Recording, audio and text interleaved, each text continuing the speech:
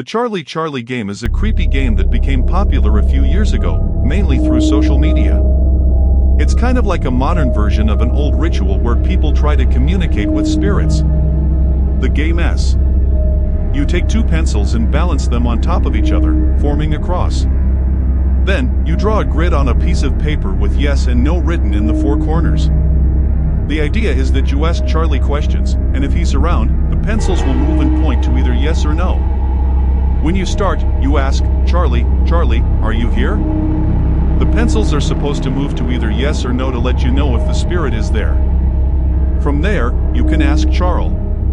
Now, the game itself doesn't really have any solid proof behind it. A lot of people believe it's all just a trick with physics, like the ideomotor effect, where your body moves without you thinking about it, usually without even realizing it. When the pencils move, it might be your own hands making them move slightly, without you noticing. But, the fact that it happens when people are freaked out, and the tension builds, makes eye. There are also a lot of rumors and stories about the game being dangerous.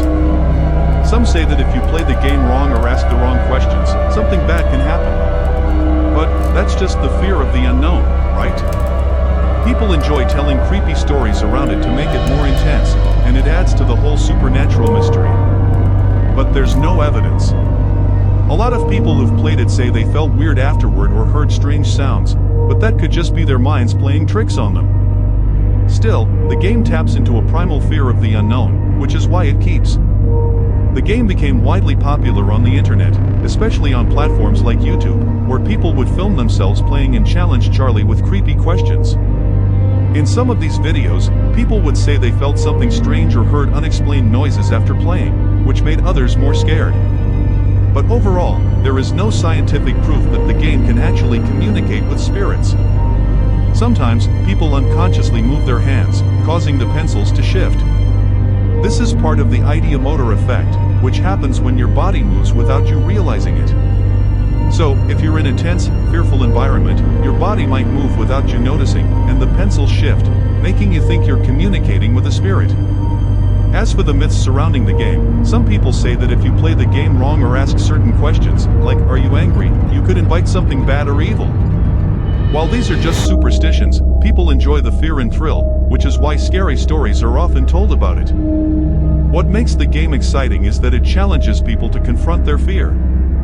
It's like a test of bravery or just an intense, thrilling experience with friends.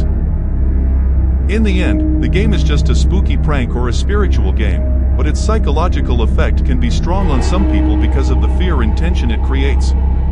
The game became a sort of viral trend, especially among younger people looking for thrills or something creepy to do with friends. Some would even make it into a challenge, daring each other to ask more and more intense questions. The more they got into it, the more the fear grew, and with that, the game felt more real to them. People would sometimes even play it alone in the dark, trying to test if Charlie would show up, adding to the anxiety. It's also important to note that the game itself isn't anything new. Similar games have been around for years, like the Ouija board, which also claims to communicate with spirits. What makes the Charlie Charlie game stand out, however, is its simplicity. You don't need a fancy board or special tools, just a piece of paper and two pencils. It's easy to set up, which is why it caught on so quickly. Despite its popularity, many skeptics argue that it's just a game of chance, and people may be making it seem scarier than it is because of the atmosphere they create around it. The tension and expectation that something might happen lead people to interpret random, subtle movements as signs or responses from Charlie. The fear of the unknown and the power of suggestion play huge roles in how intense the experience can feel. But even though there's no proof of any paranormal activity tied to the game, the legends and stories continue to spread.